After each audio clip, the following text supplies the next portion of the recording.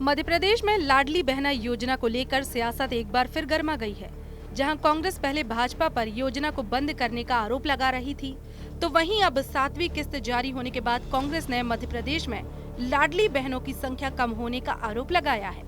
दरअसल 10 जनवरी को सीएम मोहन यादव ने योजना की पात्र महिलाओं के खाते में 7वीं किस्त हस्तांतरित की, जिसके बाद कांग्रेस प्रदेश में लाडली बहनों की संख्या कम होने का आरोप लगा रही है। नेता प्रतिपक्ष उमंग सिंघार ने सरकार को घेरते हुए सोशल मीडिया साइट एक्स पर पोस्ट किया। उन्होंने लिखा कि जब सितंबर में शिवराज सीएम थे, तब लाडली बहनों की संख्या 1.31 करोड़ थी। अब नए सीएम मोहन यादव जी ने इस संख्या को छांटकर 1.29 करोड़ कर दिया है, यानी 2 लाख तो नई सरकार बनते ही घटा दी।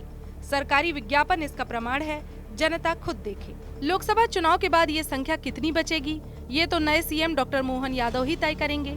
नए सीएम क्यों चाहेंगे कि लाडली बहना के प्यारे भैया शिवराज ही बने रहें और मोहन यादव जी आपकी योजना को कर्ज लेकर ढोते रहें। लाडली बहना योजना को लेकर लोगों की शंका गलत नहीं है कि सीएम बदलते ही इस योजना पर तलवार लटकी है। सरकार भले बीजेपी की है, पर सीएम का चेहरा तो नया है। अब लाडली बहनों को भी समझ आ रहा है कि ये बीजेपी का चुनावी पाखंड था, जिसका रंग उतरने लगा है। तो वहीं अब नेता प्रतिपक्ष के इस सवाल को उठाने के बाद बीजेपी ने भी इसका जवाब दे दिया है। भाजपा के प्रदेश मीडिया प्रभारी आशीष अग्रवाल ने नेता प्रतिपक्ष सिंघार की पोस्ट का जवाब देते हुए एक्स पर लिखा कि झूठ की फैक्ट्री से फेक प्रोडक्ट निकालने में कांग्रेसी बहुत फास्ट है। उमंग सिंघार जी, कम से कम नेता प्रतिपक्ष की गरिमा के अनुरूप जांच परख कर तो आप प्रतिक्रिया देते। लाडली बहनों की संख्या कम होने की वास्तविक स्थिति तो पता कर लेते। चलिए खैर, सत्य और तथ्य इस ट्वीट में संलग्न है, उस पर नजर जरूर डालिए। पंजीकृत आवेदन की सूची में किसी भी प्रकार की काटछाट नहीं की गई, न ही किसी हितग्राही को योजना से बाहर किया गया है। संख्या में जो अंतर आ रहा है वह मृत्यु, लाभ, परित्याग, उम्र अधिक होने से पात्रता सीमा से बाहर होने के कारण आ रहा है।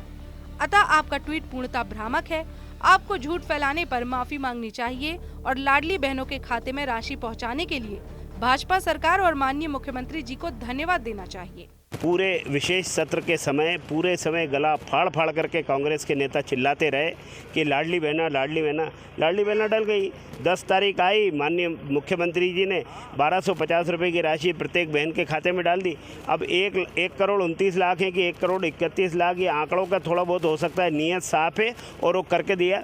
करारा तमाचा कांग्रेस के उन नेताओं के गाल पे पड़ा है जो ये विरोध कर रहे थे कि वो गुमराह करने का प्रयास मध्य प्रदेश की जनता और बहनों को कर रहे थे। देखिए, कांग्रेस के द्वारा पहले तो जनता को इस बिना पर गुमराह किया गया कि लाडली बहना योजना बंद कर दी जाएगी। अब जब महिलाओं के खाते में राशि को अंतरित कर दिया गया तो इसमें उनको कांग्रेस के द्वारा आपत्तियां निकाली जा रही हैं, जबकि सरकारी रिकॉर्ड कहता है कि बड़ी संख्या में महिलाएं मृत्यु को जो प्राप्त कर गई हैं। कुछ लोगों ने स्वेच्छा से इस राशि को छोड़ा है, कई लोग क्राइटेरिया से बाहर हो गए ओवर एज होने की वजह से।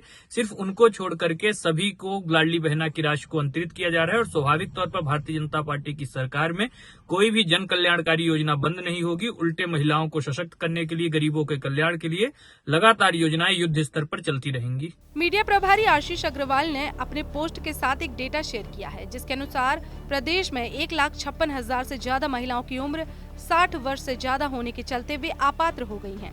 तो वहीं 18,000 से ज्यादा लाडली बहनों ने स्वेच्छा से योजना का लाभ लेने से इनकार कर दिया है। वहीं 804 महिलाओं की समग्र आईडी लिंक न होने के चलते वे योजना का लाभ लेने से वंचित रह गई हैं। तो वहीं करीब 154 पात्र महिलाओं की मृत्यु हो गई है, जिसके चलते प्रदेश में अब लाडली बहनों की संख्या घटकर 1.29 करोड़ हो गई है।